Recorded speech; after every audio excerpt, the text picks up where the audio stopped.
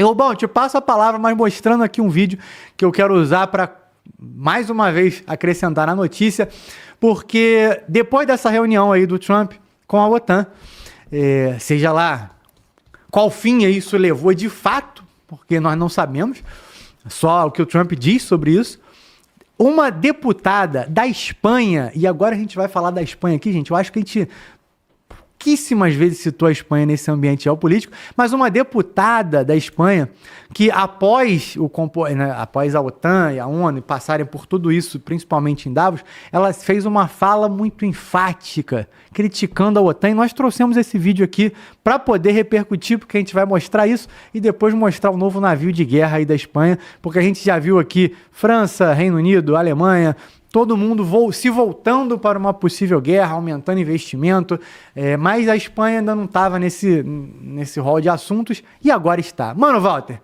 solta o vídeo aí pra gente. La OTAN ha muerto, ministro. La OTAN está rota. La OTAN ya no existe. En el momento en el que el jefe de la OTAN, que es Donald Trump y los Estados Unidos, ataca a uno de los socios de la OTAN, ataca a Dinamarca y amenaza a Dinamarca, la OTAN ya está muerta. Por tanto, suba aquí y haga lo mínimo, que es reconocerlo. Y lo segundo, yo le propongo que ustedes hagan algo útil para pararle los pies a Donald Trump. Y enviar tropas a Groenlandia no es útil, porque ¿qué van a hacer las tropas en Groenlandia? ¿Van a combatir cuerpo a cuerpo con el ejército norteamericano? Yo creo que son preguntas que usted tiene que responder. Lo que tiene que hacer España es cerrar las bases norteamericanas en suelo español.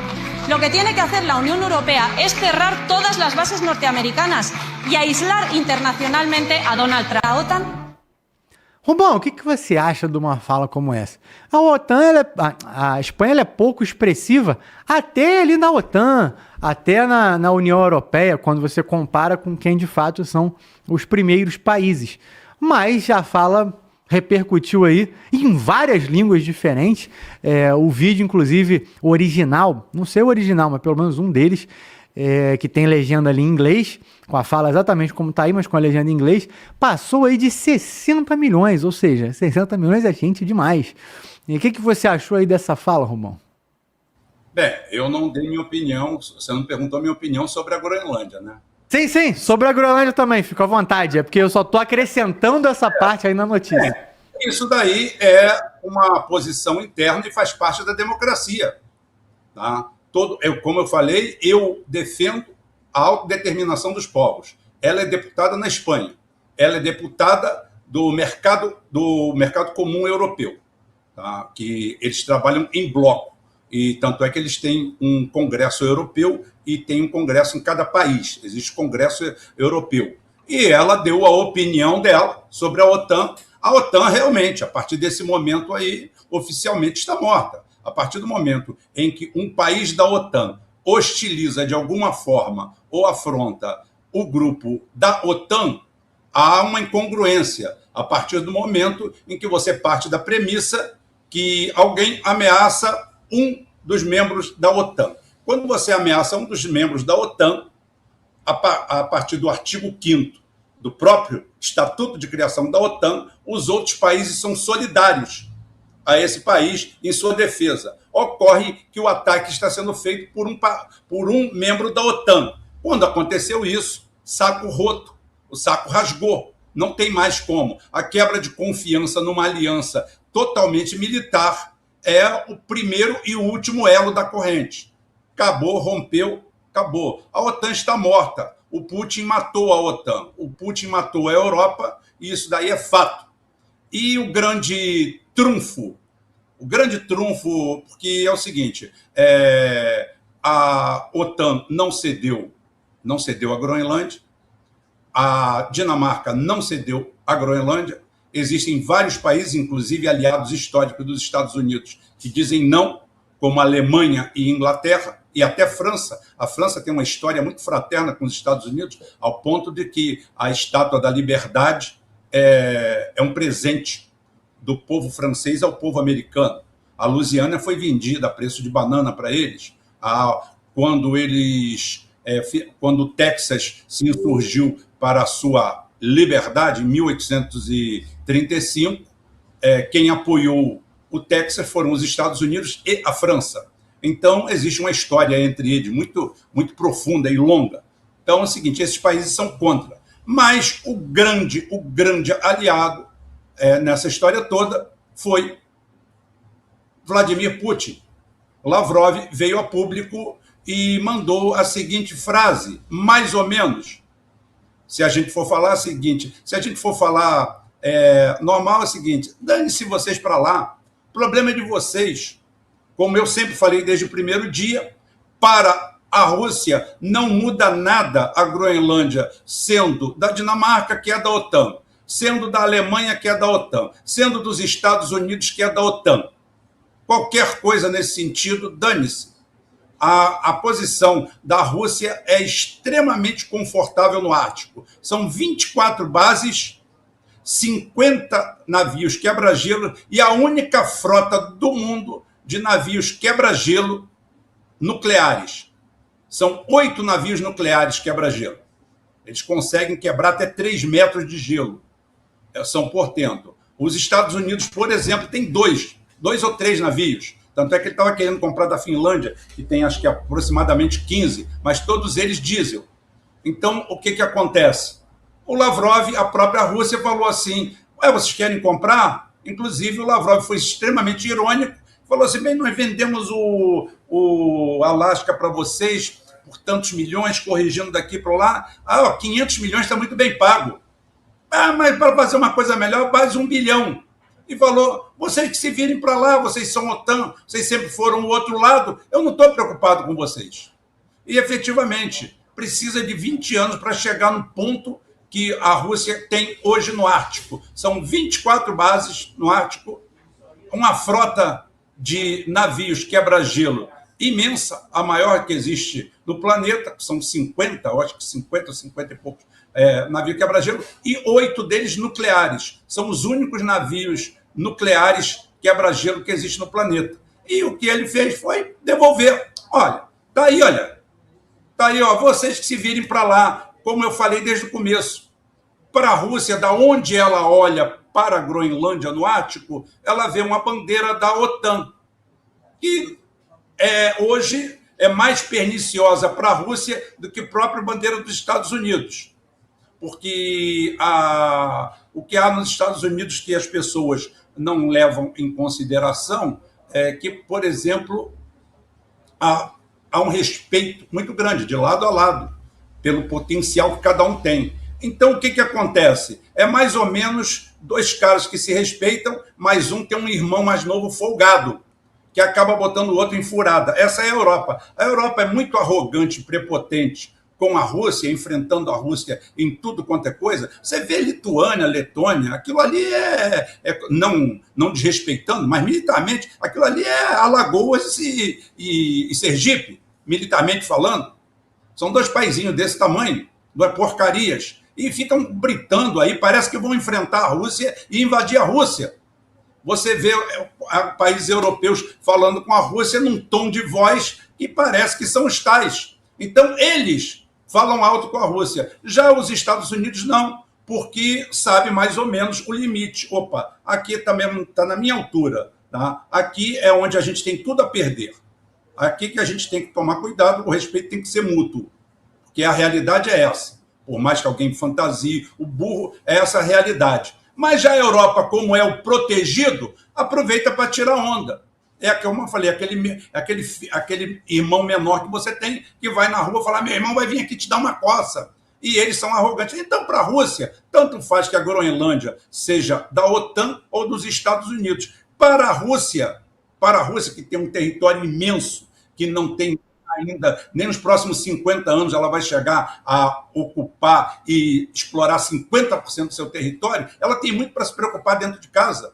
Se a Groenlândia vai ficar com os Estados Unidos, não, dane-se, é problema deles lá. Então, esse daí é o grande aliado do Trump hoje em dia. É o fato de não haver, porque é normal em todo conflito global que exista, mesmo que de forma velada, um lado vai de um lado, o outro lado vai de outro. É lutar com as mãos dos outros, como está acontecendo na Ucrânia. É lutar com as mãos dos outros. Sempre acontece isso e sempre vai acontecer. Só que no caso da Europa, não. A Rússia não vai comprar barato nenhum, não vai mandar força para lá, não vai mandar base para lá, não vai fazer nada. Pode ter certeza. É esse o quadro atual. Muito bom, Rubão. E recordando aí que existe uma ala na Espanha que, enfim, é bem radical no sentido de ver que a Espanha deveria ser mais nacionalista. E aí rola até aquelas questões, né? Quando você vê um nacionalismo muito forte, vão ter pessoas acusando essa ala da Espanha de ser muito de direita e vão ter pessoas alegando que essa mesma ala é muito de esquerda.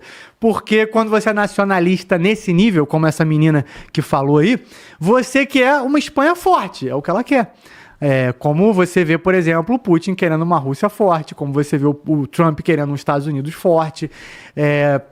O nacionalismo tende a ser o caminho, agora, pelo menos aí dos próximos anos, para reforçar o próprio país. Enquanto você vai ter nações como a França, o Macron, que está brigando por uma série de coisas que num cenário de guerra, para muitos é inaceitável, você tem países dizendo, gente, esquece essa porra, esquece a OTAN, a gente tem que ser agente, esquece o ONU, porque não está dando. Não está dando, a gente vai passar vergonha. A Alemanha já dá indício de fazer isso, mas a Alemanha é sempre aquela história, tem décadas, daqui a pouco tem um século, mas sempre que a Alemanha, né, sai um pouco da casinha, começam os seus detratores. Olha só, vamos lembrar do bigodinho e tudo mais. Enfim, dito isso, Júlio, quero também te ouvir aí sobre essa questão, mas pontuando que daqui a pouco a gente vai falar sobre um navio espanhol de guerra, que também acaba tendo tudo a ver com isso que a gente está falando da Espanha agora, após esse processo todo, após a reunião lá do Trump com a OTAN. Enfim, Júlio, quero te ouvir. Você foi muito característico, Eric, falando sobre o nacionalismo, que pode descambar para qualquer lado, seja a ideologia A ou B, utiliza o nacionalismo como ferramenta, principalmente naquele momento de convulsão, onde a sociedade está em polvorosa. É muito bem utilizado. Vide Revolução Bolchevique, vide Bigodinho, vide Mao Tse-tung e por aí vai. Mas o que nós estamos falando é da Espanha. A Espanha é um país que foi grande potência militar durante muito tempo. Quando a gente fala de século XIV, falamos dos descobrimentos marítimos, né? E a Espanha estava completamente envolvida, né, com o seu grande poderio náutico dessa época. Então é um país proeminente na Europa e agora não tão proeminente assim. Se você for reparar, os países que são oriundos de monarquia, Inglaterra, França, Espanha, vou colocar até mesmo a Alemanha no pacote, são os únicos que gritam e esperneiam contra todas as atitudes dos conservadores, sejam atitudes do Trump, sejam atitudes de Putin. Eles fazem pirracinha. Mas você tem que ver que a Espanha agora é um país que perdeu grande parte da sua força militar das décadas, né, de sucesso. Agora a Espanha é ínfima praticamente perante aos outros países da OTAN, quanto Turquia, Polônia, Hungria, não é nada perto disso. Então, o que nós estamos vendo é mais um país que é oriundo da monarquia globalista, de aceitação de imigração em massa, da cultura woke, e agora estão colhendo o que plantaram. Estão esperneando com as atitudes de Donald Trump. E agora, com essa possível ligação, né, que eu acho, né, na minha opinião, esse acordo já está selado, porque é muito, para mim, né, no meu ponto de vista, é muito infantil, é muito mirim você olhar um grande, proeminente líder de um grande país, dizer a público que o acordo já se tem uma conversa entre os dois países que foram inimigos há décadas e esse acordo não existir. Então, o que agora vai se conversar são o que está nesse acordo. Essa é a conversa que vem depois. Mas o acordo já está selado, né? A Groenlândia já é dos Estados Unidos, isso é claro, notório. Claro que não colocando aviões e cercando o país e infiltrando tropas. Foi tudo à base de acordo, muito papel, muita assinatura, e vendo o secretário-geral da OTAN fazendo, né, a reverência ao Trump. Então foi de encontro a tudo que os países europeus estão gritando. Então agora é esse o chororô que você vê desses países que defenderam uma pauta um pouco obscura, né, que tem os seus gurus, como Klaus Schwab, que o Carcará gosta tanto. Então, podemos dizer que agora veio uma nova força geopolítica no mundo, a força dos conservadores. Porém, a China, apesar de conservadora, ela apoia esses países europeus. Para esses países europeus, a China é um grande modelo e é por isso que ela está fora do clubinho até agora.